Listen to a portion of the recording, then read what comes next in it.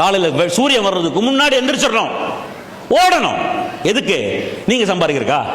நீங்க சம்பாதிக்கிறது பை ப்ராடக்ட்டுங்க. உங்களை நம்பி வந்திருக்கிற டீமை சம்பாதிக்க வைக்கிறதுக்கு. டீம் சம்பாதிச்சா நீங்க தானா சம்பாதிச்சிருவீங்க.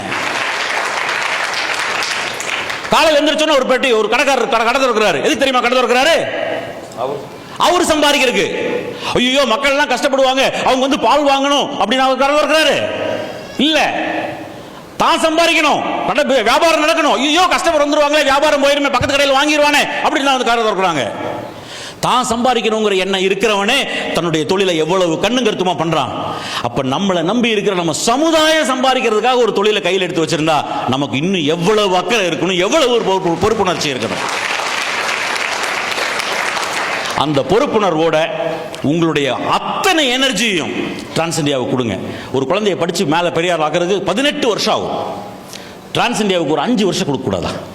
5 வருஷம் கொடுக்க கூடாதா? 5 வருஷம் இந்த பக்கம் அந்த பக்கம் டிரான்ஸ் இந்தியாவை தவிர வேற எதையும் நினைக்காதீங்க. இன்ஜினியரிங் படிக்க போச்சு அப்படின்னு சொன்னா 5 வருஷம் படிச்சாகணுங்க. +1 +2 முடிச்சுட்டு இன்ஜினியரிங் சீட்டு கிடைச்சு ஒரு நல்ல காலேஜில் போய் உட்கார்ந்தீங்க அப்படின்னா வேற எதை பத்தி நினைக்க கூடாது. 1 வருஷம் ஆச்சு, ஐயோ எனக்கு மேத்ஸ் ஏறலையே, எனக்கு இவங்க ஒழுங்கா சொல்லி தர மாட்டேங்கிறாங்களே, இந்த காலேஜோட அந்த காலேஜ் பெட்டரா, இப்படி எல்லாம் யோசனை உருப்பட முடியாது. உருப்பட முடியுமா? அப்ப டிரான்ஸ் இந்தியாக்குள்ள வந்துட்டீங்க. சார் என்னுடைய கம்பெனிங்கிறதுக்காக சொல்லலைங்க, நான் உண்மையாக சொல்றேன், ஃப்ரம் மை ஹார்ட் சொல்றேன். டைரக்ட் செல்லிங் கம்பெனிகள்ல டிரான்ஸ் இந்தியா விட சிறந்த கம்பெனி இல்லைங்க.